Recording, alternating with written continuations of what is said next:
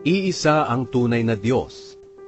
Panginoon, hindi kami ang dapat na parangalan, kundi kayo, dahil sa inyong pag-ibig at katapatan.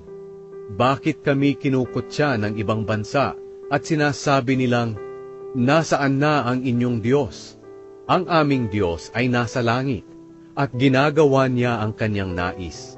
Ngunit ang kanilang mga Diyos ay yari sa pilak at ginto, na gawa lang ng tao. May bibig sila ngunit hindi nakakapagsalita. May mga mata, ngunit hindi nakakakita. May mga tainga, ngunit hindi nakakarinig. May ilong ngunit hindi nakakaamoy. May mga kamay ngunit hindi nakakahawak. May mga paa ngunit hindi nakakalakad. At kahit munting tinig ay wala kang marinig. Ang mga gumawa ng mga Diyos-Diyosan at nagtitiwala rito ay matutulad sa mga ito. Kayong mga mamamayan ng Israel at kayong mga angkan ni Aaron, magtiwala kayo sa Panginoon. Siya ang tutulong at mag-iingat sa inyo.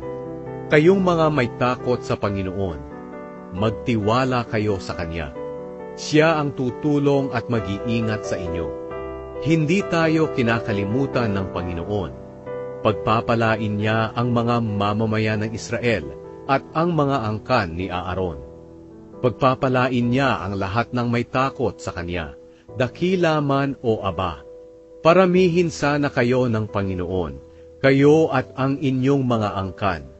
Sana'y pagpalain kayo ng Panginoon na lumikha ng langit at ng lupa. Ang kalangitan ay sa Panginoon, ngunit ang mundo ay ipinagkatiwala niya sa mga tao.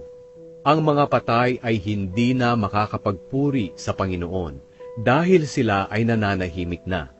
Tayong mga buhay ang dapat magpuri sa Panginoon ngayon at magpakailanman. Purihin ang Panginoon.